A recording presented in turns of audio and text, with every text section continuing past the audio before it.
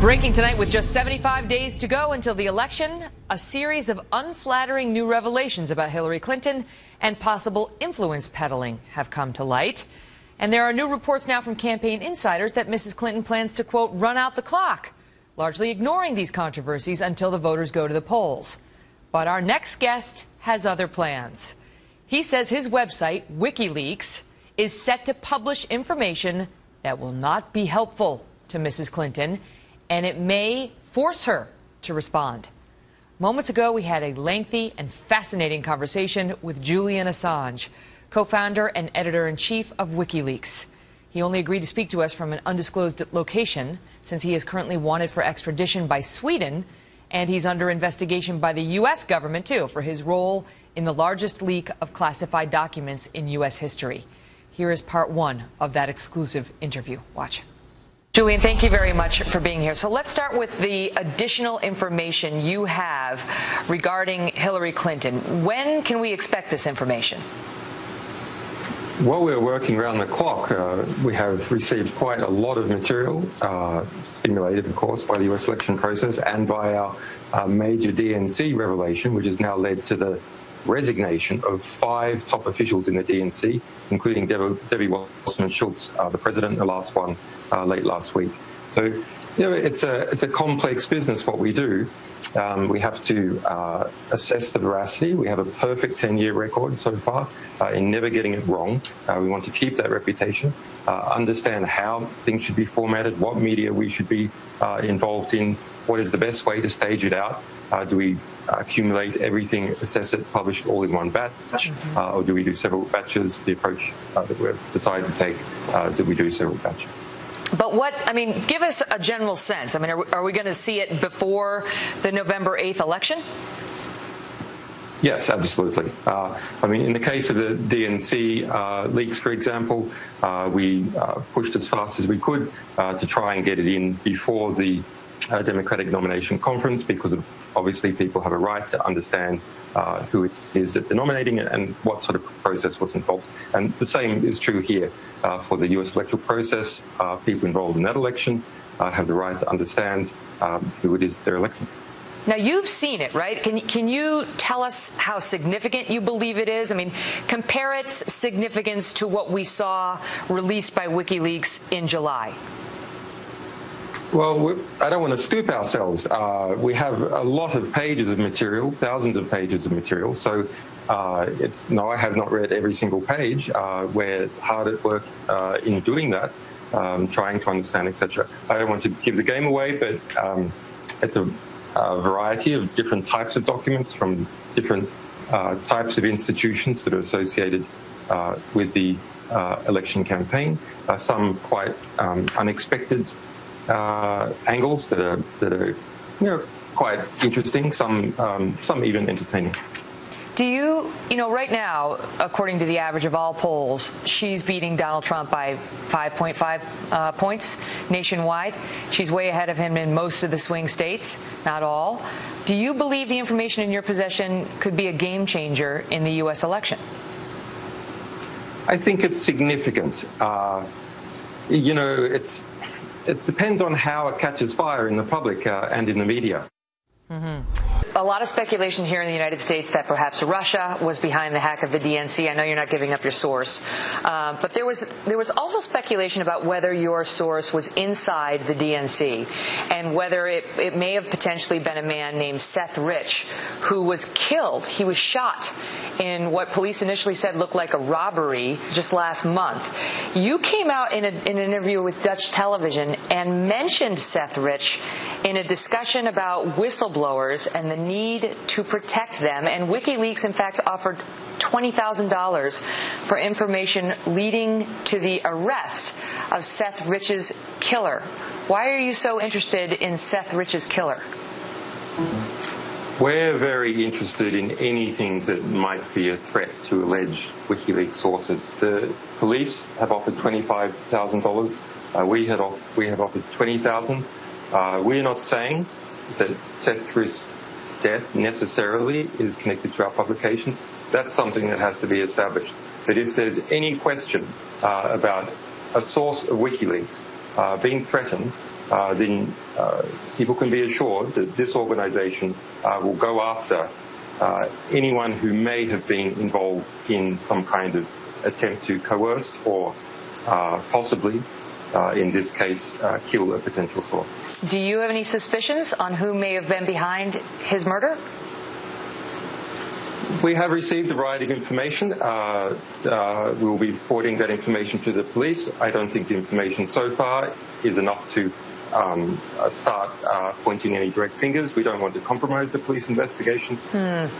Trying to read you, Julian, and whether you, I know you don't want to reveal your source, but it certainly sounds like you're suggesting a man who leaked information to WikiLeaks was then murdered.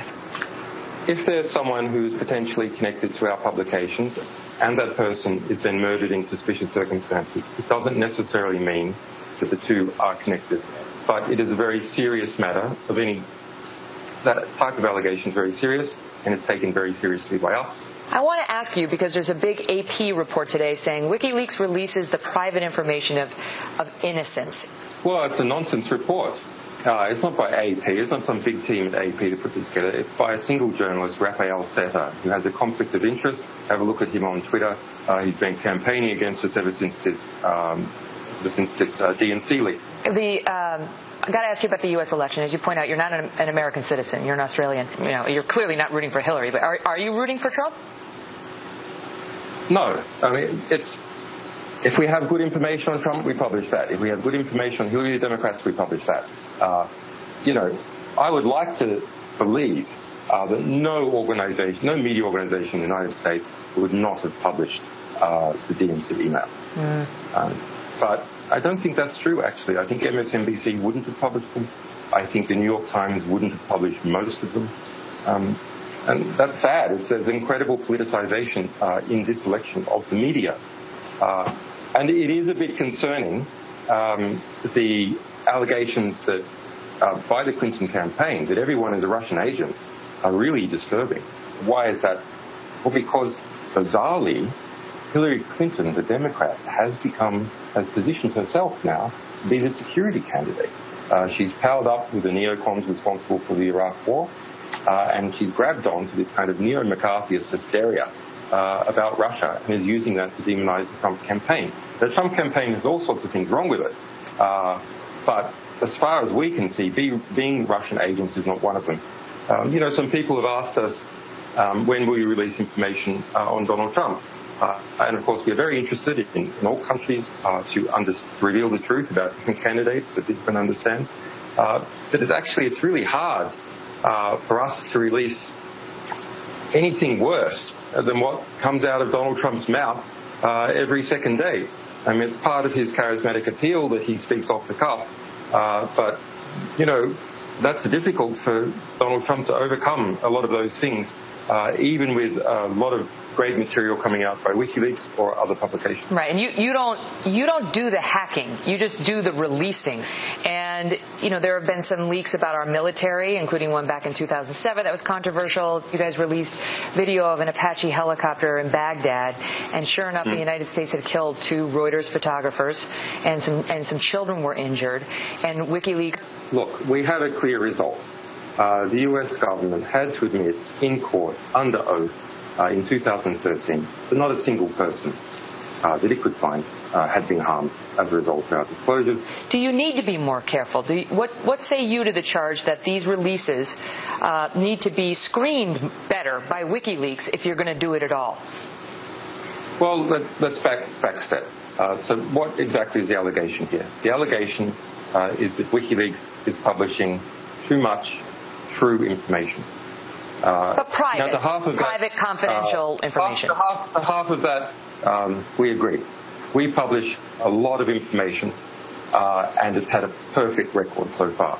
Julian Assange, the man who may hold the October surprise, or perhaps September. We'll have to wait to find out. Well, you just heard Julian Assange talk about the mystery behind the murder of DNC staffer Seth Rich. This just happened on July 9th. So we did some digging on the case, and we will show you what we found. Megan, Seth Rich had been working for the Democratic National Committee for 2 years and helped develop a computer program to make it easier for people to find polling places on Election Day. Just days before he died, Rich had been chosen to work on Hillary Clinton's campaign. Julian Assange has never indicated that Seth Rich played any part in slipping DNC documents to WikiLeaks, but as you heard, Assange has mentioned Rich's name when talking about the risk that WikiLeaks sources take. Just over a month ago, on July 10th, Seth Rich was gunned down at 4 o'clock in the morning near his home outside of D.C. In the hours before the shooting, Rich was seen drinking at a bar and heading to an after-hours club. 19 minutes before he was shot, Rich was on the phone with his girlfriend. Police say they have no suspects, witnesses, or motive, though they are looking at attempted robbery, even though his watch, wallet, and credit cards were not taken. 2 weeks ago, D.C. Metropolitan Police said there was no indication that Seth Rich's death was connected to his employment at the DNC. And sources involved with the DNC leak investigation told Newsweek that Rich had been ruled out as having any part in the hack, and instead the focus was on a foreign government, namely the Russians. Neighbors of Seth Rich say they had long been complaining about a surge in neighborhood crime. Breaking tonight, Hillary Clinton under mounting pressure tonight from the left and the right to shut the doors of her Clinton Foundation once and for all. And tonight, the Clintons are fighting back. Big time. Welcome to the Kelly File, everyone. I'm Megyn Kelly. 24 hours ago, we brought you a stunning report from the Associated Press suggesting Hillary Clinton held many meetings with Clinton Foundation donors while she was supposed to be doing the American people's business. The AP found that of the 154 people from private interests who met or had phone conversations with then Secretary of State Clinton, more than half, or 85 of them, gave money to her foundation, the Clinton Foundation, for a combined total of $156 million. The Clinton campaign quickly hitting back, saying this report is flawed. And earlier today at a campaign stop, former President Bill Clinton chimed in. Watch. We're trying to do good things. If there's something wrong with creating jobs and saving lives, I don't know what it is. And the people who gave the money knew exactly what they were doing. And I have nothing to say about it. I'm really proud. I'm proud of what they've done. We begin tonight with our chief intelligence correspondent, Catherine Herridge, reporting from Washington. Catherine? Megyn, tonight the Associated Press is standing its ground after Hillary Clinton's team tried and failed to get a correction. The Clinton campaign complained on the morning shows that this AP tweet was unfair, not accurate, and based on limited information. By our count, there were over 1,700 other meetings that she had. You know, she was Secretary of State. She was meeting with foreign officials and government officials constantly. So to pull all of them out of the equation, cherry pick a very small number of meetings is pretty outrageous. And the White House defended Clinton, telling reporters that even before she became Secretary of State, there was a transparency agreement. To ensure that the ethics requirements that are in place went above and beyond those guidelines that are set by law. But the Associated Press says their reporting is based on documents released by a federal court after they had to sue the State Department, and it took 3 years for the AP to get the Clinton schedules that showed the foundation donors.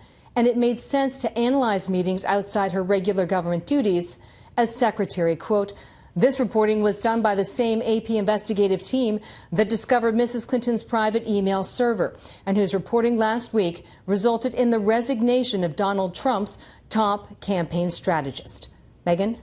Catherine Herridge, thank you. In just a few moments, we're going to speak with Congressman Trey Gowdy, who just got back from Capitol Hill, where he personally reviewed some of the FBI's documents from its investigation into Hillary Clinton's private email server. He'll tell us what he found. But first, we are joined by Roland Martin, host and managing editor of TV One's News One Now. Roland, great to have you on the program. Thank you for being here. Great to be here. So what do you make of this, of the Clinton Foundation? As we're just looking through the publications today, USA Today, Boston Globe, New York Post, Detroit News, Daily Beast, all saying this thing ought to be shut down at a minimum if she wins. Well, first and foremost, if she wins the presidency, you will have her as president. You will have former President Bill Clinton serving as first husband, if you will. I do believe what they should do is transition out of business because even though they've done phenomenal work, you're now the commander-in-chief. You're now the leader of the free world. And so, look, I sit on a group of 50 CAN education group, Students First. We merge transferred assets. And so you can do that. You can partner with an existing NGO to do the work. But do you think it's shady you can't now? Have a what do you think of the existence of it now? Laura Ingraham was on Fox earlier calling the Clinton Foundation a machine for influence peddling. She's suggesting that they use it. They use it to sort of, to get donations. They use her power as Secretary of State to sort of convince people to donate to their foundation. Well, first of all, I would disagree with that because let's keep in mind she's a former First Lady. She's a former United States Senator.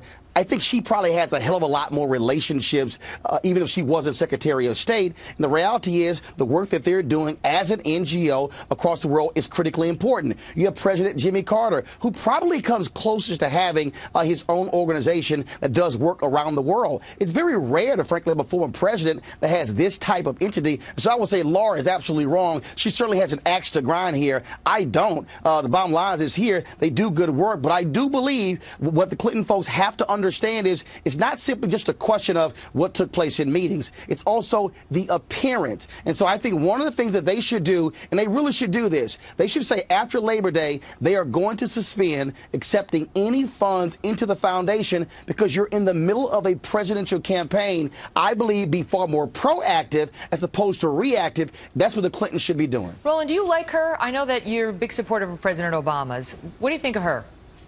I've met her. She's a nice woman. I've been critical of her, just like I've been critical of the president. Last time I interviewed him was 7 years ago, so it's not like we've been buddy-buddy. But again, just like anybody who's in political office, I have a very simple philosophy, Megan. If you do good, I'll talk about you. If you do bad, I'll talk about you. At the end of the day, I'll talk about you. Before I let you go, because that was a great sign-off, but I have to ask you, are you open-minded to Donald Trump?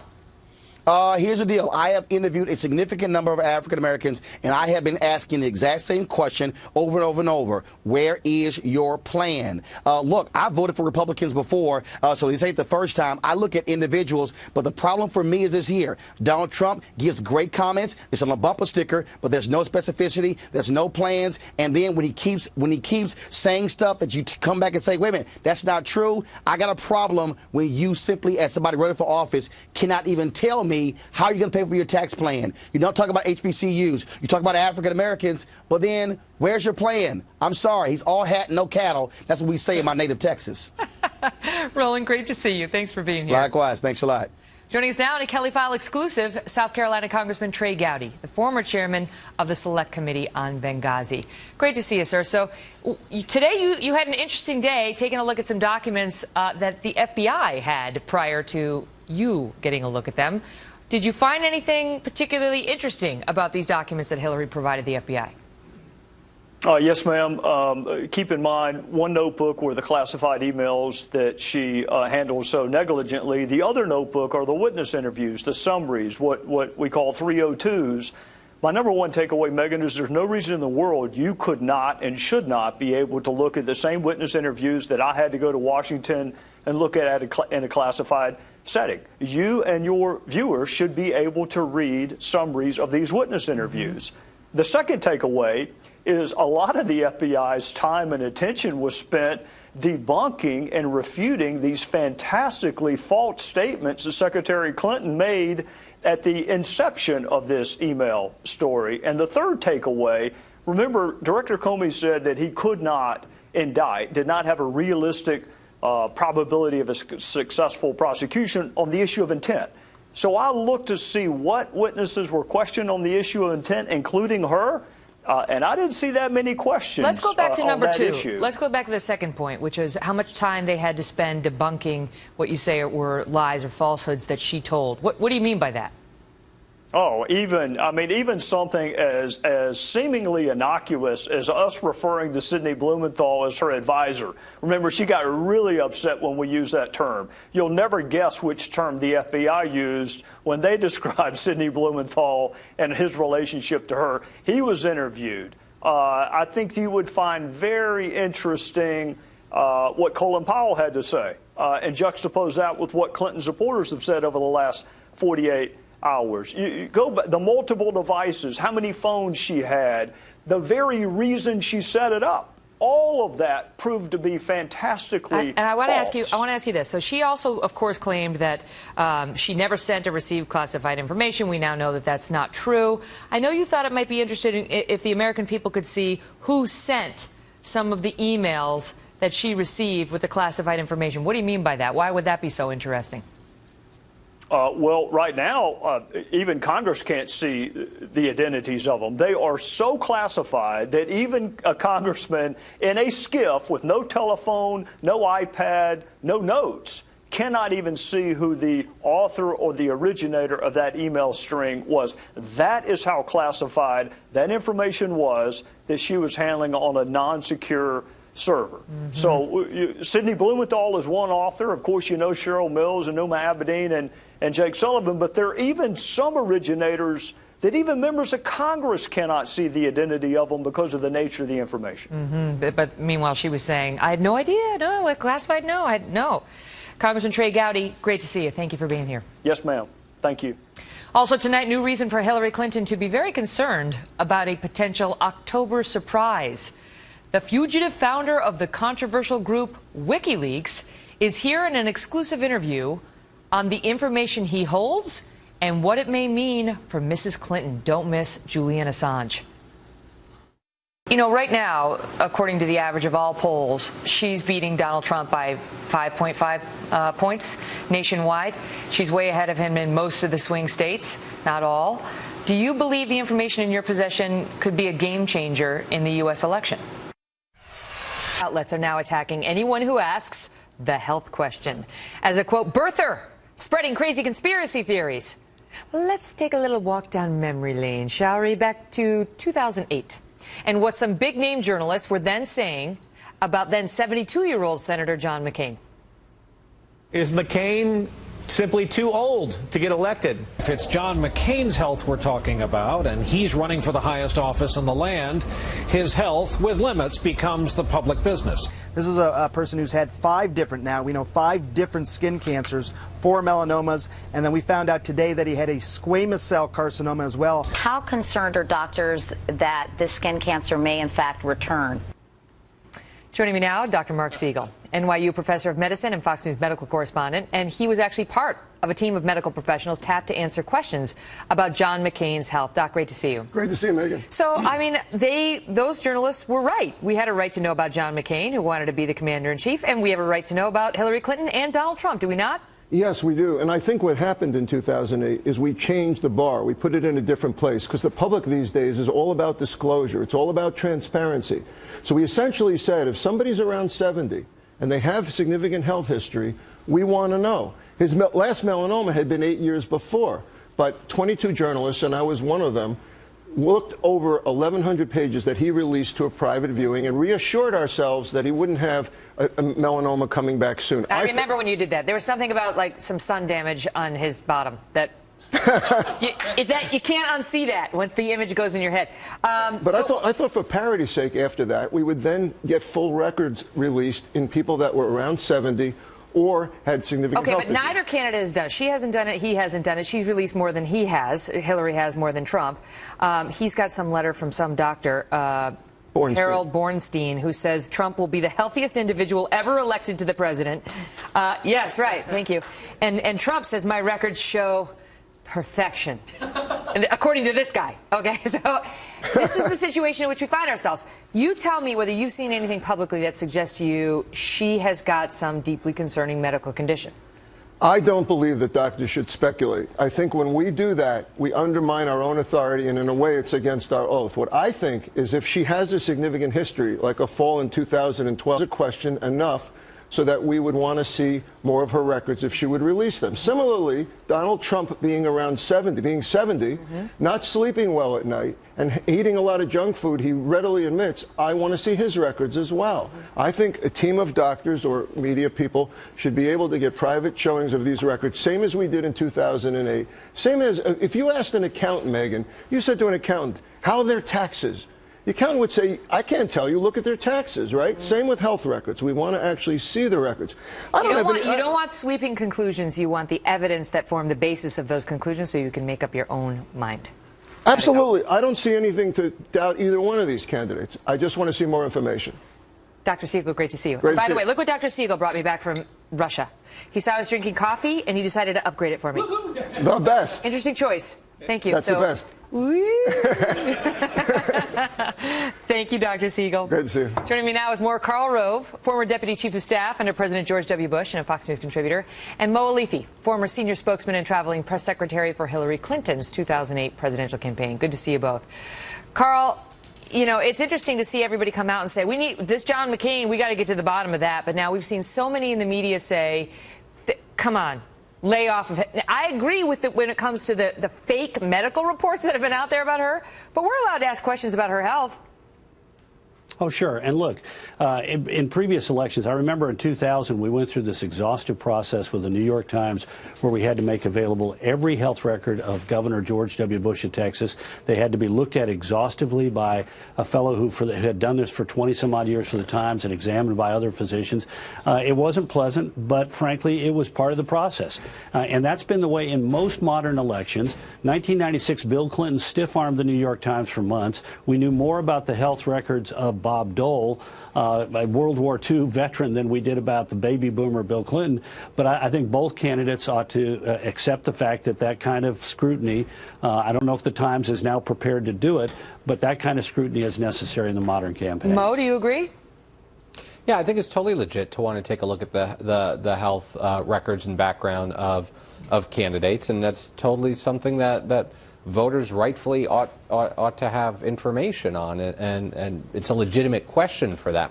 Having said that, it is not legitimate to be out there spreading false stories about a candidate's health that have no basis in Okay, fact but let me ask you, reality. let me stop, because there's some crazy right-wing, like really far right-wing websites that came up that apparently made fake health documents for Hillary Clinton under her real doctor's name. The doctor came out and said those are completely false. They misstated her title. I mean, they're just bogus. But let's take it a step back from that, because you've had people like Rudy Giuliani out there saying she looks sick. Just Google Hillary Clinton and health, and you'll find. You know, is your view on that? Yeah, that's ridiculous. And I agree with the doctor you just had on, who said it does undermine the whole process. It undermines the way we look at this whole thing. I mean, the stuff that's coming out of not just far-right websites, the stuff that's coming out of, not just out of Trump surrogates' mouths, but even some of the things that the candidate himself is saying, I think are really unfortunate and do a disservice to this whole conversation. Questioning her stamina? Donald Trump questioning her stamina, saying that she is not mentally or physically prepared or has the stamina to do the job. You know, look, Donald Trump, you got a problem with Hillary Clinton. You have an issue with Hillary Clinton. You have plenty of issues to differentiate yourself on. Do it that way. Karl, but to manufacture something about her health. Part of what's going on here, Karl, you tell me, is that there have been questions, in particular after she had that concussion and she had the glasses on for the double vision, and some of the comments that were made back then that raised real questions about what had actually happened to her then. Yeah. Well, think about that. Absolutely right. She has a concussion on the 13th of December, falls down and has a concussion, but we're not told about it until the 15th of December, 2 days later. We're told on the 25th that, or excuse me, I actually got this written down. The on whiteboard, the 20th, we're told, on the health whiteboard. We're told on the 28th. We're told on the 28th of December that she's going to be back to the office next week. On the 30th, she's hospitalized with a blood clot, but we're not told about it until the next day. 2 pages. She leaves She leaves the hospital on January 2nd. On January 7th, they say she is fully recovered, and they have a photo op, but she's not fully recovered. On the 23rd of January, 2013, she shows up at the Benghazi hearing wearing Fresnel prism glasses that help people who've suffered a concussion or traumatic brain injury get their vision right. She appears on 60 Minutes interview with President Obama, again with the glasses. It takes it over 2 months for her to get rid of the glasses. In fact, the next year, her husband, Bill Clinton, says it was terrible. The concussion required 6 months of very serious work to get over. That's what he admitted a year later. So, you know, when people have it, I remember when President Bush ate the pretzel and collapsed, we had to make every record available. We had to provide doctors in extremis to the press. And when she misled the American people, or people on her behalf misled the American people about the seriousness of that concussion, it does create some doubts. Now, I'm separate that from the arguments that Trump makes about her, you know, can she, as chef for the rigors of the presidency? People have made that argument back to John Adams and Thomas Jefferson. Okay. So that's in politics, but both of these people ought to come clean with all their records. Mo, would you like to respond to the triple whiteboard? I didn't hear it all over the sounds of the black helicopters that I think were flying by the window here. He's coming after what I think I did hear, though, was Carl repeating many of the things he said back in the day that he actually had to walk back because a lot of it wasn't right and wasn't true. And this is what I'm talking about. This is absolutely true. The president, the Secretary of State, allowed her people to mislead the American people about the seriousness of her concussion. No. The insinuations that you're making there, the insinuations that Donald Trump making there, there's very little difference between the two. I'm not insinuating anything. I'm not insinuating anything. Nobody can understand when you talk over each other like this. I'm not insinuating anything. I am saying her people did not tell the American people the truth about her concussion, and misled the people, delayed providing information, and then her husband admitted that it had taken her 6 months to get back on track. Gotta leave it at that. We appreciate you doing the writing on your whiteboards and something better than Dr. Scratch, so we could actually read it. And I'll bring mine next time too, whether Carl. the American people are persuaded is up to them to decide. Great to see you both. So still ahead, a possible terror attack in Virginia and the questions it's now raising for the FBI. Have you heard about this? Plus, Kevin Jackson and Andel Brown are here on Donald Trump's attempts to reach the black community. And then big news, watching Donald Trump spend the last 10 days making appeals to inner city communities, we're seeing yet another shift in tone as he reaches out to another minority group, this time on immigration. Trump was speaking with our own Sean Hannity just a short time ago when he revealed that he is softening what has become one of his most popular policies. Is there any part of the law that you might be able to change that would accommodate those people that contribute to society, have been law-abiding, have kids here? There certainly can be a softening because we're not looking to hurt people. We have some great people in this country. But we're going to follow the laws of this country. There can be a softening. Kevin Jackson is a Fox News contributor and executive director of theblacksphere.net. And Andel Brown is a defense and civil rights attorney. Good to see you both. Andel, let me start with you on that and your reaction to his statement after all this time. I mean, a year plus where he's been hard line on immigration. There's going to be a deportation force. The 11 million have to go. Their families have to go as well. There can be a softening. There's a softening. Well, this is so important that Donald Trump waited until August, 2 months before the election, to address a softening on immigration with the Hispanic American community. I think it's too little, too late, and it's really just trying a last-ditch effort to reach out to Hispanic voters. His campaign has not been inclusive, and I don't think it's helping now. Kevin, his numbers with African Americans are dismal. His numbers with Hispanics are dismal. His numbers with women are dismal.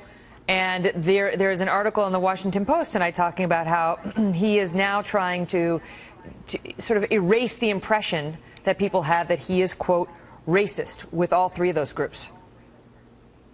Well, I think it's ridiculous that anybody would think that Trump is racist. He's taking a stance that many Americans believe. I actually think it's kind of heartening to look at where Trump is going to be in the next couple of weeks, because the outreach that he's done in the black community, what he's now talking about with Hispanics, even though these are not monolithic issues, I don't believe that immigration is the only things that Hispanics are thinking about. But I think that the fact that he is reaching out and talking about these issues and giving it a bit of a deeper dive is interesting. I think what's more funny is watching the left have a conniption because they've had a monopoly on the black and Latino vote for quite some time. And now here's a Republican who's able to reach him without the long arm of the media stopping him. So I think it's going to be fun to watch in the next few weeks.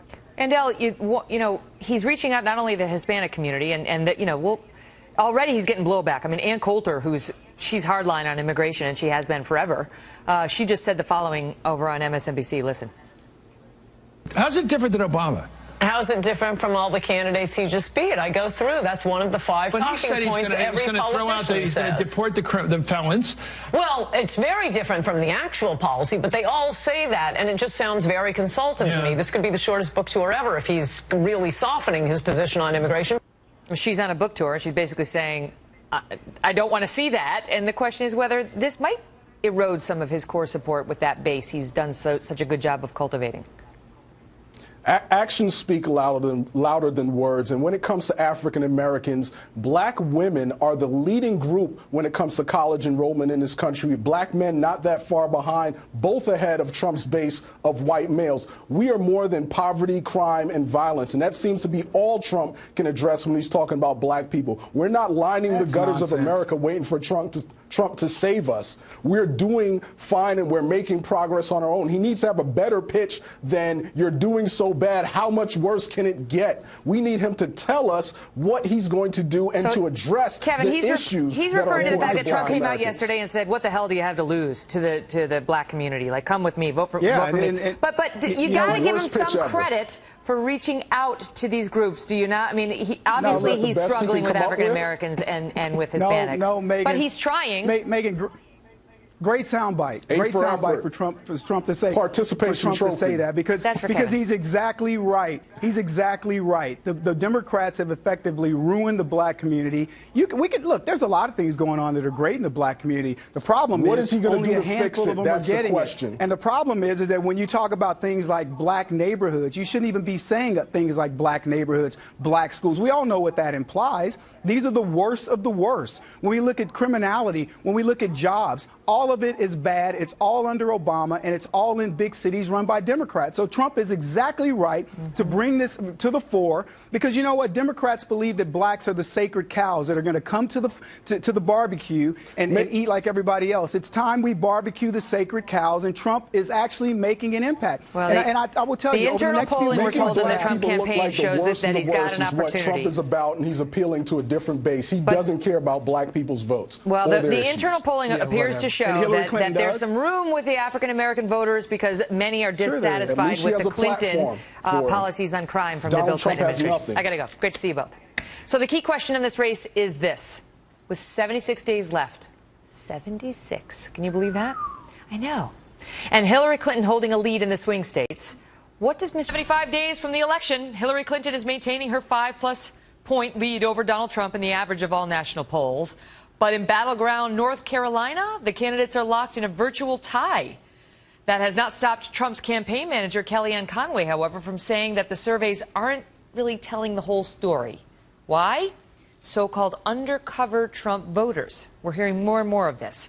Joining me now to discuss it, Tucker Carlson, editor-in-chief of the Daily Caller, Kristen Soltis-Anderson, Republican pollster and Washington Examiner columnist, and Ben Domenech, publisher of The Federalist.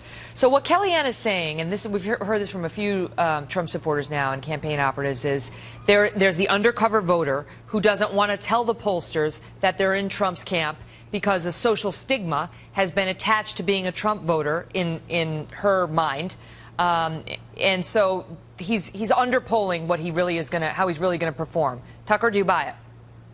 I mean, there's probably some truth in it. I think it's a pretty slim hope to hang a campaign on. On the other hand, we just saw a pretty clear example of this in late June in Great Britain with the Brexit vote. So the night before the Brexit vote, the stay side, the anti-Brexit forces, were 4 points up in the polls. They won by 2, so that's a 6-point shift in 24 hours. The betting markets, which traditionally are pretty accurate because actual money's at stake, had it 90-10 stay, leave.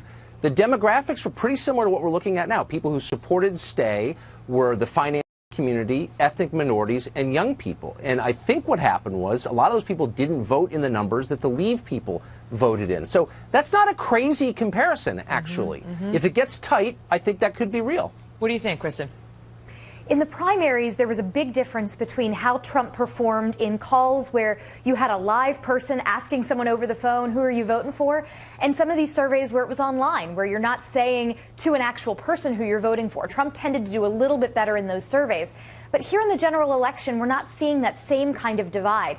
You know, as Tucker mentioned, there have been cases in the past where we have what we call social desirability bias. People think they've got to give the right answer on the phone, but it doesn't make up for the kinds of margins that we're seeing Trump down by in some of these key swing states.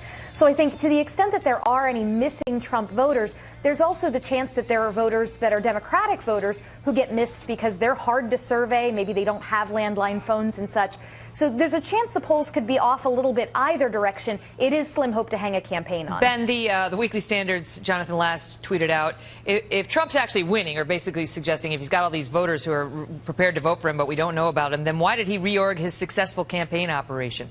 Absolutely. That's something you'd have to ask. I mean, it's one of these situations where, to Tucker's point earlier, if Donald Trump was able to make this close, if he was able to become more acceptable, more socially acceptable as a choice, I think that you would see much tighter numbers in all of these states. I think you'd be seeing him doing a lot better. I think the problem is that he's run through the course of what people know about Trump now. He's very much a settled proposition. People know who he is, and I think that these types of claims that there is some great mass of people out there who want to vote for Donald Trump and just haven't been willing to say that to a pollster, that's just too much of a reach at this point in the campaign. But now he is trying to mix it up, Tucker. I mean, clearly this shift on immigration is an attempt to bring more people into the fold and banking on his long-held belief that not a single one of his core supporters will leave no matter what he does or says. Right. And that may be true. I do think it's a mistake to finesse a policy that hasn't been laid out yet, which is in effect what he's doing.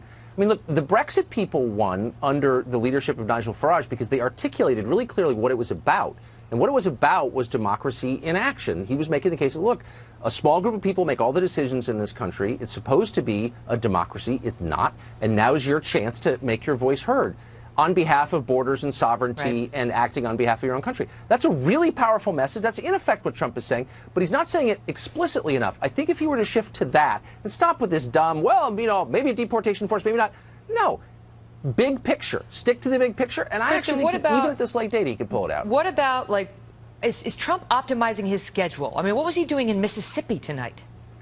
Yeah, this is one of the big challenges that I see the Trump campaign really needs to readjust to is there are a handful of states that are going to decide this presidential election. We can talk about the national polls and is Trump up or down? You know, is he down by 5 right now, down by 6? But it's really all about states like Ohio, states like Pennsylvania, like Virginia and Florida. And the Obama campaign in 2012 really focused on optimizing not just what state President Obama was going to travel to for campaign rallies, but what county in those states, and use data to decide what is the best way to optimize every hour of that candidate's time. And it seems to me that Donald Trump is really good at building a fan base. He's good at going places where he can get excited rallies, but that's not the same as putting together the electoral votes to be president. Ben, quickly, the debates, how big a factor? I think the debates could be a huge factor. The problem really is that in Donald Trump's case, you have to assume a campaign that doesn't really exist yet in terms of the people on the ground who could exploit a good performance in those debates and actually bring people into the fold, especially in those critical states that Kristen just mentioned. Great to see you all. Good to be with you. Up next, Ben Shapiro with the story of the college campus now running the Stop White People Trey to the State University of New York at Binghamton tonight. Resident advisors there being offered an optional training course called Stop White People 2K16. Supposedly this is diversity training, but some say it's actually racist. Ben Shapiro joins me now, an attorney and editor-in-chief of the Daily Wire, which broke this story. Ben, good to see you. What's this about? So basically, there was a resident assistant program, a training program. 40 to 50 RAs attended it, and the goal was to teach all of these RAs how to deal with white privilege and all of the racism inherent on the campus, to explain that reverse racism didn't really exist, and to correct the misconceptions of all of what they call the undereducated people who think things like white privilege is a buzzword for leftism, and that people should actually be treated equally without regard to their race. So, this is just plain leftist politics under the guise of re-education by a bunch of residence assistants. The university says, of course, that they had nothing to do with the content, but they assured everybody that retroactively there was nothing really objectionable. They were just using the term "stop white people" facetiously. It was a joke. I mean, can you imagine if there was a program like "Stop Black People"? The reaction that we'd get at a state, at a publicly funded university?